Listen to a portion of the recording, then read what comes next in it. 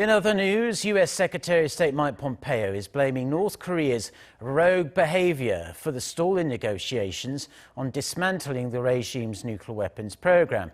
This comes as Britain, France and Germany have condemned the regime. They did so at the UN Security Council for the regime's recent missile launches. And this is the second time those three countries have done that in less than 1 month. Seung-jae with the details.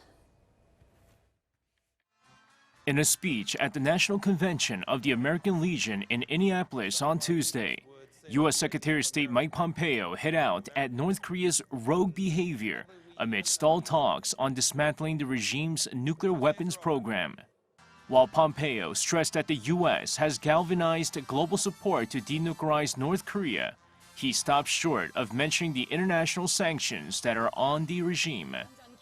The talks have stalled since the two sides failed to agree to Washington's demands for complete denuclearization and Pyongyang's demands for sanctions relief during the second Trump-Kim summit in Hanoi earlier this year. Last week, North Korea's Foreign Minister Ri Yong-ho slammed Pompeo, calling him the die-hard toxin of U.S. diplomacy, and adding the U.S. would be sadly mistaken if it planned to maintain sanctions on the North. Despite the verbal tit-for-tat, Washington has continued to express hope that Pyongyang will return to the negotiating table, in line with a June 30th agreement between President Trump and Kim Jong-un. In New York on Tuesday, Britain, France, and Germany condemned North Korea's recent missile launches in a statement issued after a closed-door session of the UN Security Council. The three countries were referring to the regime's 7 rounds of missile tests since late July. It's the second time the countries have condemned the North in less than a month.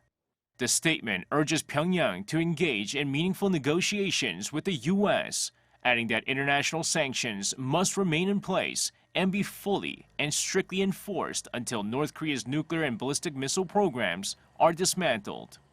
The U.S. did not sign to either of the statements, possibly in a bid to avoid any action that could hurt efforts to resume denuclearization talks with the regime. Seung-jae, Arirang News.